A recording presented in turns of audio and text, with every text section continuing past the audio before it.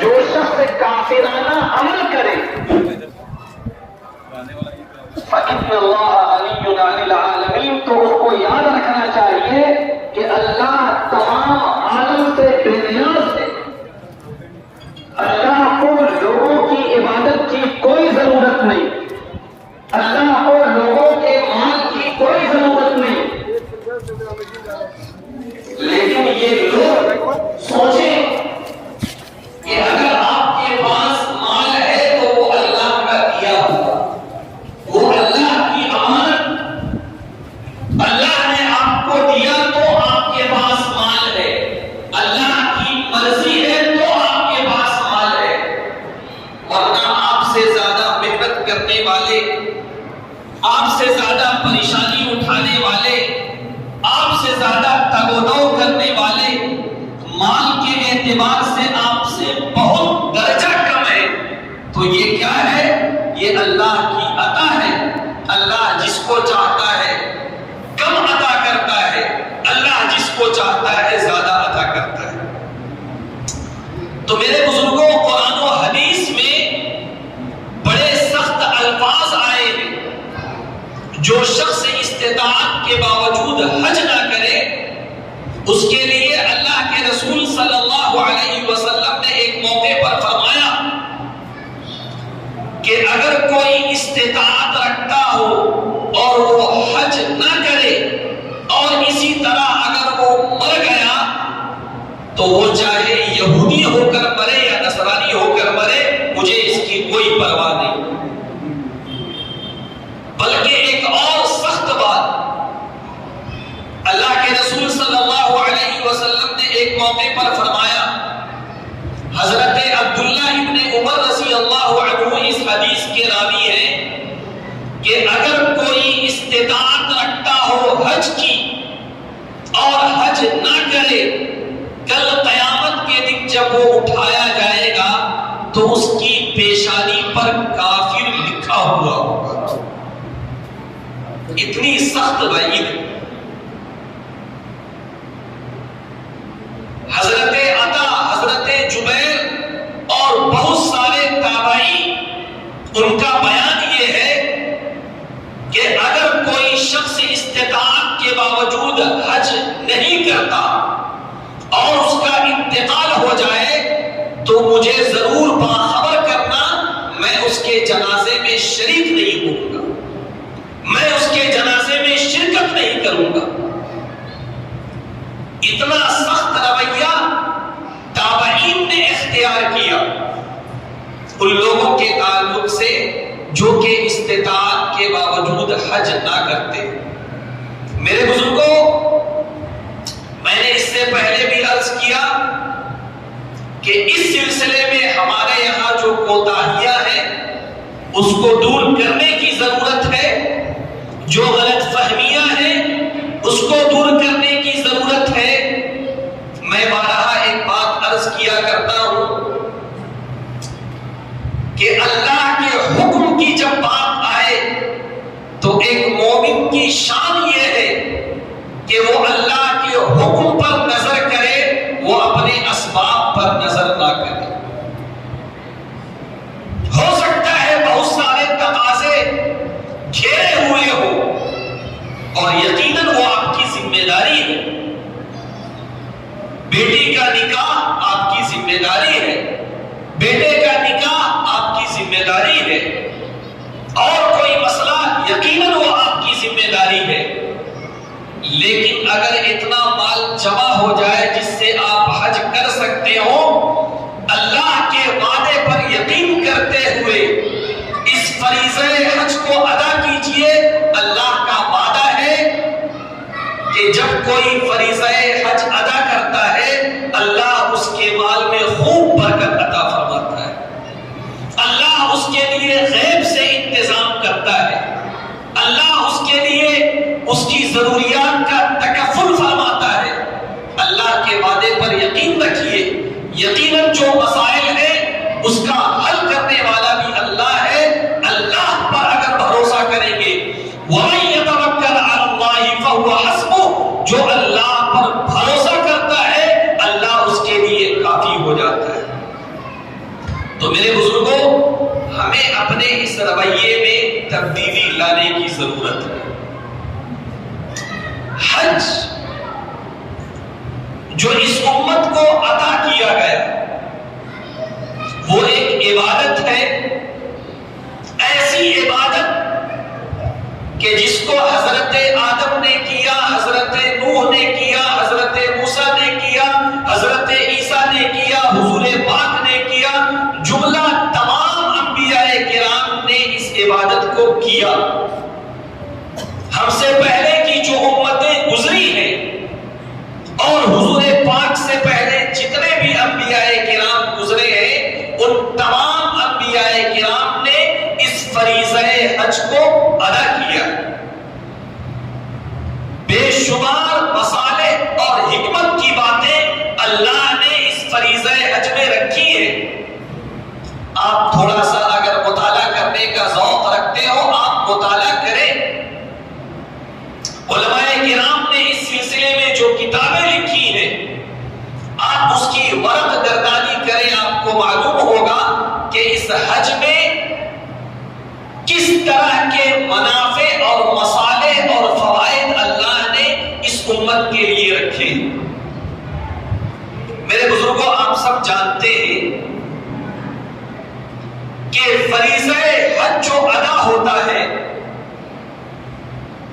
وہ ایک مخصوص مقام یعنی مکہ نامی شہر جو ہے اور اس میں اللہ کا جو گھر ہے بیت اللہ کعبہ، جس کی طرف ہم ہر نماز میں رخ کرتے ہیں، وہاں اور اس کے آس پاس کے جو مخصوص مقامات ہیں، عرفات ہے، مزدلفہ ہے، منی ہے، ان مقامات میں جا کر چند اعمال جو کیے جاتے ہیں اسی کا نام حج ہے۔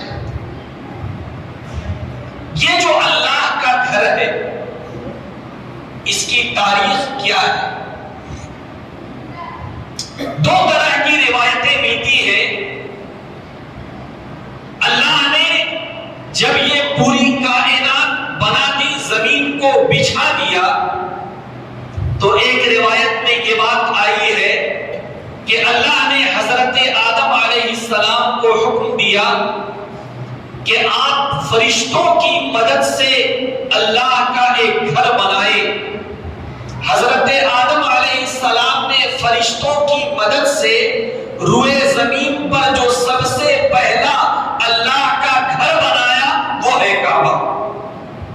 ان اول بیت وضع للناس للذی ببکہ مبارکا وہدی للعالمین، کہ سب سے پہلا گھر جو بنایا گیا وہ مقام مکہ میں ہے۔ دیکھیے، ہم اردو یا عربی میں جس شہر کو مکہ کہتے ہیں، قرآن پاک میں اسی شہر کا نام مکہ کہا گیا ہے۔ جی، اس مکہ سے کوئی اور شہر مراد نہیں ہے، بلکہ اس مکہ سے مکہ شہری مراد ہے۔ اس زمانے میں اس شہر کا نام مکہ ہی تھا، اور یہ ہوتا ہے شہروں کے نام میں تبدیلی، یہ بالکل عام سی بات ہے۔ بسا اوقات ایک شہر کا کچھ نام تھا، بعد میں وہ کچھ اور نام ہو جاتا ہے، اور ہندوستان میں رہتے ہوئے تو اس مسئلے کو سمجھنا بالکل آسان ہے، خاص طور سے آج کے دور میں۔ جو کبھی الہ آباد تھا وہ اب پریاگ راج ہو چکا ہے، اور کیا کیا ہونا باقی ہے وہ اللہ ہی بہتر جانتا ہے۔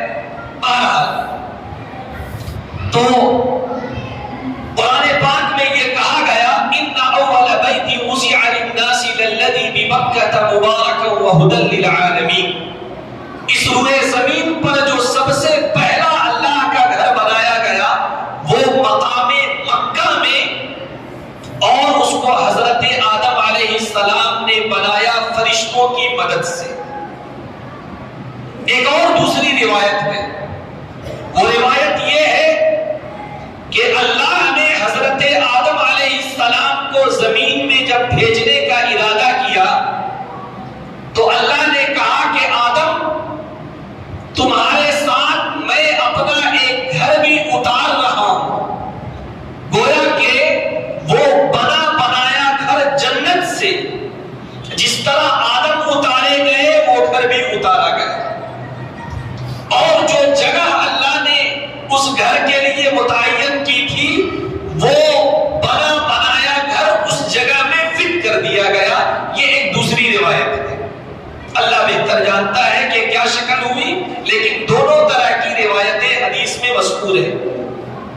اور اللہ نے فرمایا کہ دیکھو یہ جو گھر میں اتار رہا ہوں اس گھر کا طواف اسی طرح کیا جائے گا جس طرح میرے عرش کا طواف کیا جاتا ہے، اور اس گھر کی طرف رخ کر کے نماز اسی طرح زمین میں پڑھی جائے گی جس طرح میرے عرش کا رخ کر کے فرشتے عبادت کرتے ہیں۔ بہرحال یہ شکل بنی اور اس روئے زمین پر اللہ کا پہلا گھر تعمیر ہوا اور وجود میں آیا حضرت آدم علیہ السلام کے زمانے میں۔ اس کے بعد انبیاء کرام آئے، تمام انبیاء کرام نے اس کی طرف رخ کیا، نمازیں پڑھی اور حج کیا۔ پھر آپ جانتے ہیں کہ ایک زمانے میں حضرت نوح علیہ السلام کے زمانے میں جب طوفان آیا تو روئے زمین پر جو کچھ تھا وہ اٹھا لیا گیا، وہ برباد کر دیا گیا۔ اس موقع پر یہ گھر بھی اٹھا لیا گیا، اور اس کے بعد اس گھر کے نشانات بالکل مٹ گئے، ختم ہو گئے، اس کا اثر جو ہے وہ باقی نہیں رہا۔ اس کے بعد اللہ کا فیصلہ ہوا،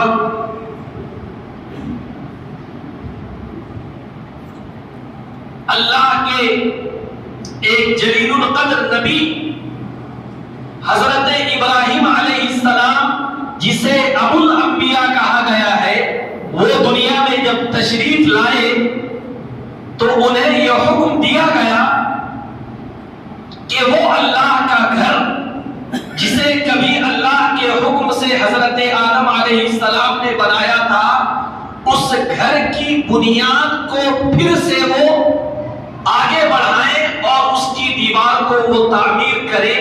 یہی وجہ ہے کہ قرآن پاک میں جو لفظ استعمال کیا گیا اہل علم سے آپ دریافت کر سکتے ہیں، وہ یہ ہے وَإِذْ يَرْفَعُ إِبْرَاهِيمُ الْقَوَاعِدَ مِنَ الْبَيْتِ وَإِسْمَاعِيلُ کہ اے لوگوں اس وقت کو یاد کرو جبکہ حضرت ابراہیم اور حضرت اسماعیل بیت اللہ کی بنیادوں کو بلند کر رہے تھے۔ رفع یرفع کا معنی عربی زبان میں ہوتا ہے بلند کرنا، اٹھانا، تو اس کا مطلب یہ ہے کہ بنیادیں پہلے سے تھیں،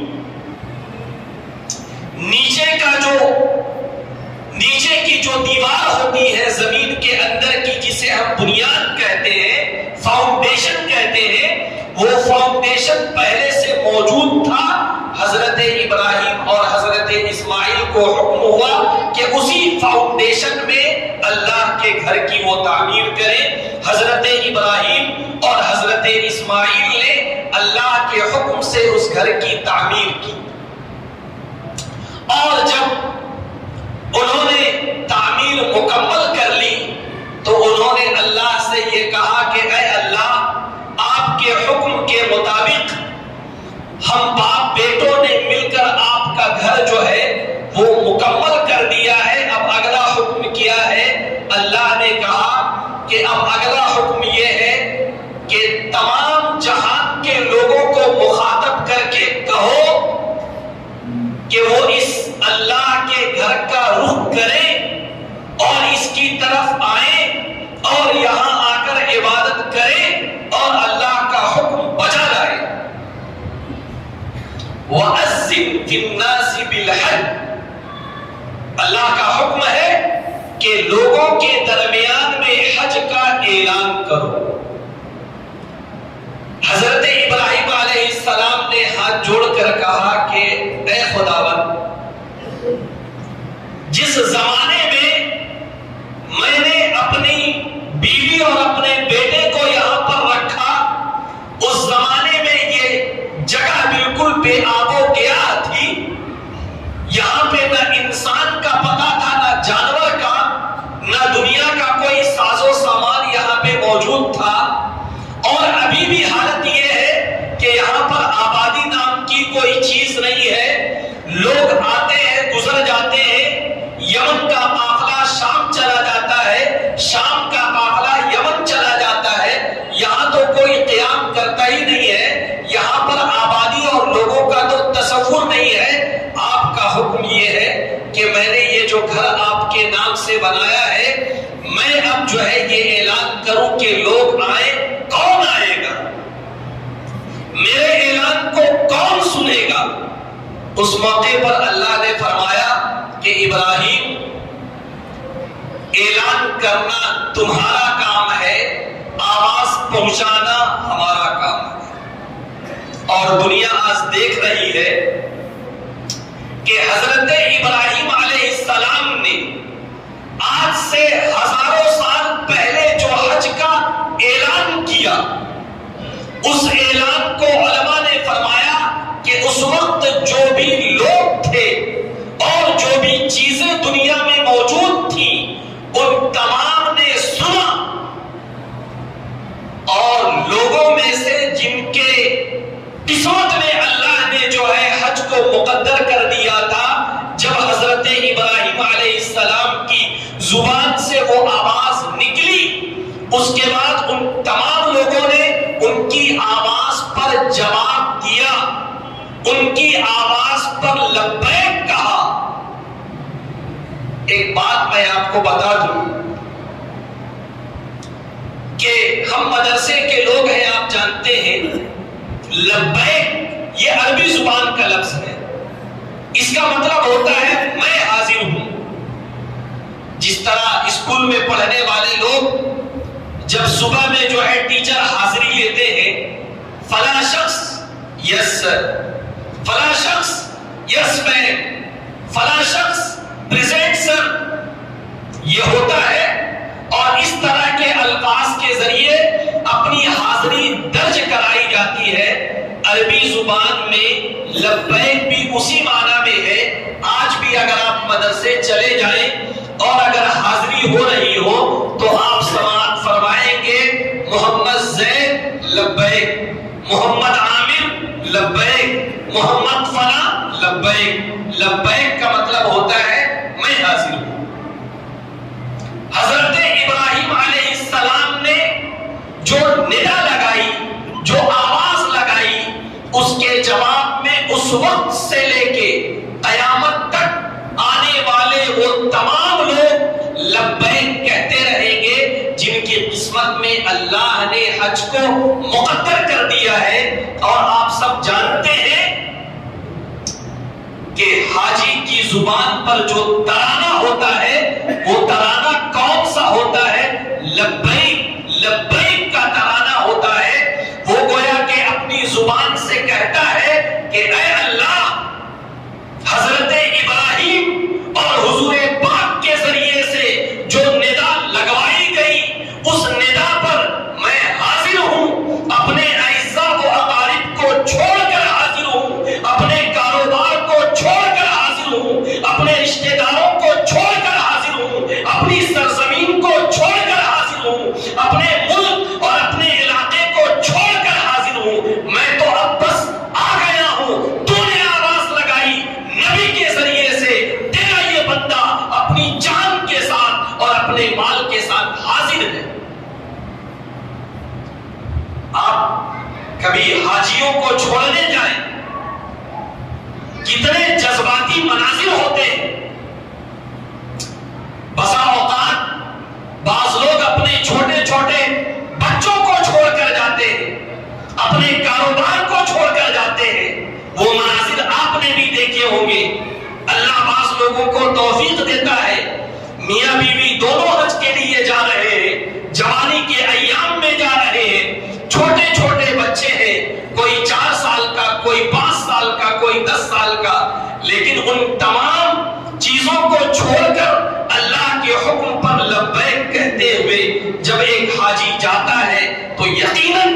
یہ وہ چیز ہوتی ہے جو اللہ کی رحمت کو نازل کرنے والی چیز ہے۔ میرے بزرگوں، یہی مطلوب ہے۔ آپ دیکھیے کہ یہ جو حج کے اعمال ہیں وہ کس کی یادگار ہے؟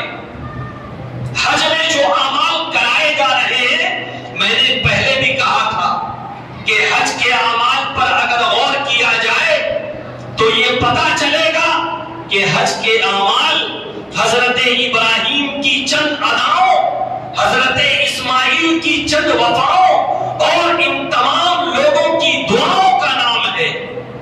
اگر آج کوئی اپنے کاروبار کو چھوڑ کر، کوئی اپنے بیوی بچے کو چھوڑ کر، کوئی اپنے اعزا و اقارب کو چھوڑ کر چند دنوں کے لیے، ایک آدھ مہینے کے لیے، 40-50 دن کے لیے اگر وہ جا رہا ہے، حالانکہ اس کے پیچھے اس کے کاروبار کو دیکھنے کے لیے اس کے بھائی اور دیگر لوگ موجود ہیں، ان کے بچوں کو دیکھنے کے لیے ان کے گھر کے لوگ موجود ہیں، ان کی کھیتی باڑی کو دیکھنے کے لیے دیگر لوگ موجود ہیں، لیکن وہ اس وقت کے منظر کو بھی یاد کرے جب اللہ کے نام پر حضرت ابراہیم نے اپنی عزیز بیوی حضرت ہاجرہ اور اپنے عزیز بچے حضرت اسماعیل کو ایسی جگہ پر چھوڑا جہاں پہ پانی کا انتظام نہیں، جہاں پہ کھانے کا انتظام نہیں، جہاں پہ رہنے سہنے کا انتظام نہیں۔ وہاں پہ اگر کوئی بات تھی تو صرف یہ کہ اللہ کا نام تھا، اس کے علاوہ کچھ نہیں تھا۔ لیکن دنیا اس کو بھی دیکھ رہی ہے، دنیا اس منظر کو بھی دیکھ رہی ہے کہ وہ جگہ جو کبھی سیاہ پہاڑوں سے عبارت ہوا کرتی تھی، وہ جگہ جہاں پہ پانی نام کی کوئی چیز نہیں تھی، وہ جگہ جہاں پہ دنیا کے ساز و سامان نام کی کوئی چیز نہیں تھی، لیکن ابراہیم نے دعا کی تھی کہ اللہ اپنے بچے کو، اپنی بیوی کو میں یہاں آباد کر رہا ہوں، میری آنے والی نسلیں یہاں آباد ہوگی، یا اللہ تجھ سے دعا یہ ہے کہ انہیں دنیا کی بھی نعمتیں عطا فرما، انہیں پھل عطا فرما، انہیں دنیا کی نعمتیں عطا فرما۔ آج جو ہے آپ یہ منظر اپنی آنکھوں سے بھی دیکھ سکتے ہیں کہ اگرچہ وہاں پہ پہاڑیاں ہیں، وہاں پہ بے آب و گیا زمینیں اب بھی ہیں، لیکن یہ اللہ کا انتظام ہے کہ دنیا کی کون سی عظیم ترین نعمت ایسی ہے جو وہاں موجود نہ ہو۔ یہ کیا ہے؟ یہ وہی ہے۔ ہمارے لیے سبق یہی ہے کہ اللہ کے نام پر جب چھوڑا جاتا ہے، اللہ کے نام پر جب قربانی دی جاتی ہے، اللہ کے نام پر جب خرچ کیا جاتا ہے، تو اللہ کی طرف سے جو انعام ہوتا ہے وہ ایسا ہوتا ہے کہ وہ ایک کے لیے نہیں بلکہ ہزاروں کے لیے کافی ہوتا ہے۔ میرے بزرگوں، جو لوگ حج پہ جا رہے ہیں ان کے لیے ہمیں دعا کرنا چاہیے، اللہ ان کے حج کو آسان فرمائے، حج کی جو روح ہے اس روح کو وہ لے کر آئیں۔ ہم بھی یہاں پر رہتے ہوئے ان چیزوں کو سمجھنے کی کوشش کریں، ایسا نہ ہو کہ لوگ یہ سمجھنے لگے کہ یہ کوئی ٹور ہے، یہ کوئی ٹرپ ہے، یہ کوئی انٹرٹینمنٹ کا سامان ہے۔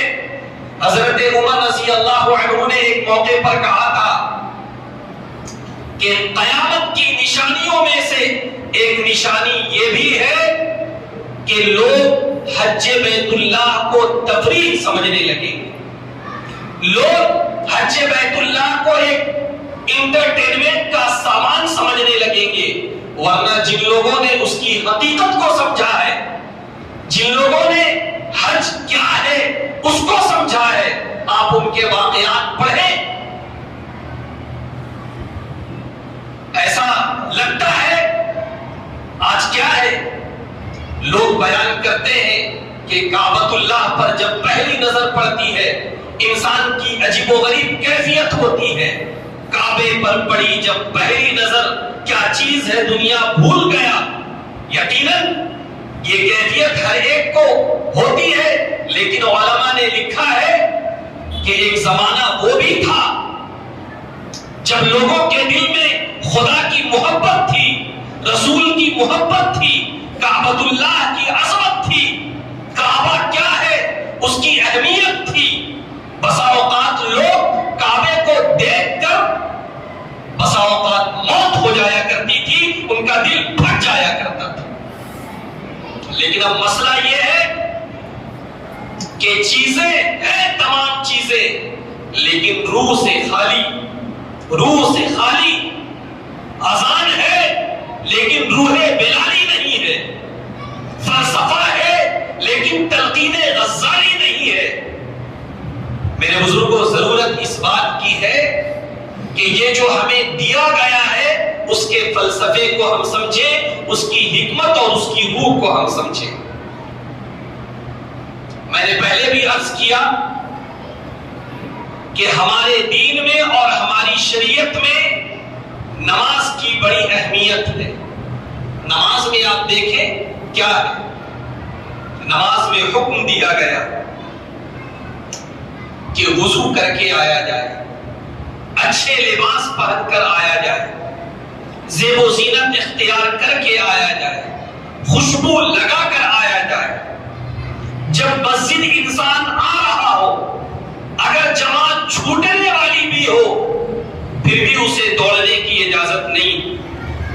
وہ سکون کے ساتھ، وہ وقار کے ساتھ آ کے صف میں شامل ہو. لیکن اس کے برخلاف آپ تھوڑا دیکھیں،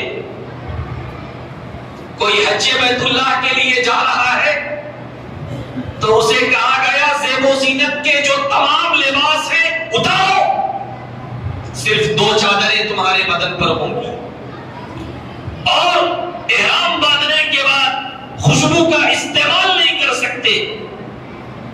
اور جب وہاں پر پہنچ جاؤ تو اب وقار کو ختم کرو، وقار کو چھوڑو، اب دوڑو اور بھاگو، کعبے کے گرد طواف کرو، صفا اور مروہ کے درمیان میں چکر لگاؤ، وہاں جا کر مقام ابراہیم پہ نماز پڑھو، زمزم کے کنویں کے پاس جا کر زمزم کا پانی پیو.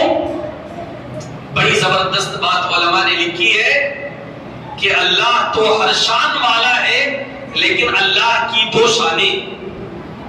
اللہ کی ایک شان یہ ہے کہ وہ حاکم اعلیٰ ہے، وہ حاکم حقیقی ہے. جب انسان نماز کے لیے آتا ہے تو وہ گویا کہ بادشاہ حقیقی اور حاکم حقیقی کے دربار میں آتا ہے. تو جو ایک بڑے بادشاہ کے دربار میں آنے کی شان ہوتی ہے وہ شان انسان کو اختیار کرنا ہے. صفائی ستھرائی کے ساتھ آنا ہے، اچھے لباس کے ساتھ آنا ہے، شور و شغب سے پرہیز کرنا ہے، دوڑ بھاگ سے پرہیز کرنا ہے، کیونکہ یہ خدا کی جلالی شان ہے، اور یہ خدا کی پرجلال گویا کہ اس کی مجلس ہے.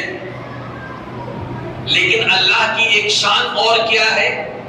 اللہ کی ایک شان یہ ہے کہ وہ تمام مسلمانوں کا محبوب حقیقی، وہ تمام ایمان والوں کا محبوب حقیقی ہے، وہ تمام ایمان والوں کا محبوب ہے. تو محبوب کے در پہ جب جایا جاتا ہے تو سکون سے نہیں بیٹھا جاتا ہے. اس کی چاہت میں کبھی ادھر دوڑا جاتا ہے، کبھی ادھر دوڑا جاتا ہے، کبھی یہاں اس کو تلاش کیا جاتا ہے، کبھی وہاں تلاش کیا جاتا ہے. یقیناً اس دنیا میں رہتے ہوئے اللہ کا ہم دیدار نہیں کر سکتے، لیکن اللہ نے انتظام کر دیا کہ تم یہاں اگرچہ ہمارا دیدار نہیں کر سکتے، لیکن مجھ سے نسبت اور تعلق رکھنے والا گھر کعبۃ اللہ موجود ہے، اس کے دیدار سے اپنی آنکھوں کو ٹھنڈی کرو. جی اللہ کسی جگہ کے ساتھ خاص نہیں ہے کہ اس جگہ کا چکر لگا کر یہ انسان سوچے کہ میں محبوب کی گلیوں کا چکر لگا رہا ہوں. لیکن اللہ نے کہا کہ یہ جو صفا مروہ ہے، یہ جو مینا ہے، یہ جو عرفات ہے، یہ جو مزدلفہ ہے، یہاں پہ چکر لگاؤ اور یہ سمجھو کہ میں اپنے محبوب حقیقی یعنی اللہ، اس کے در و دیوار اور اس کی گلیوں کا میں چکر لگا رہا ہوں۔ جی، ایک مسلمان کے اندر اللہ کی محبت، اللہ کا عشق، اللہ کی الفت ایسی ہو کہ نہ تو اسے اپنے لباس کی پرواہ ہو، نہ اسے اپنے کھانے پینے کی پرواہ ہو، نہ تو اسے اپنے بال کی پرواہ ہو، نہ کسی چیز کی پرواہ ہو۔ وہ ایک دیوانہ بن کے، وہ ایک مستانہ بن کے اللہ کے حکم کے پیچھے بھاگنے والا ہو۔ اور ایسا نہیں ہے کہ صرف مہینہ، 1.5 مہینہ اور 40-50 دن کے لیے نہیں، وہاں پہ ایک روح پیدا کی گئی اور یہ مطالبہ کیا گیا کہ وہاں سے آنے کے بعد بھی وہ روح باقی رہے، اسی جذبے کے ساتھ، اسی عشق کے ساتھ، اسی محبت کے ساتھ، اسی فدائیت کے ساتھ انسان پوری زندگی گزارنے والا ہو، تاکہ کل قیامت کے دن جب وہ اللہ کے دربار میں پہنچے تو کامیابیوں سے ہمکنار ہو۔ میرے بزرگوں، یہی سب مقاصد ہیں جس کی وجہ سے حج کی مشروعیت ہوئی۔ اللہ سے دعا کریں کہ یہ سب جو مفاہیم ہیں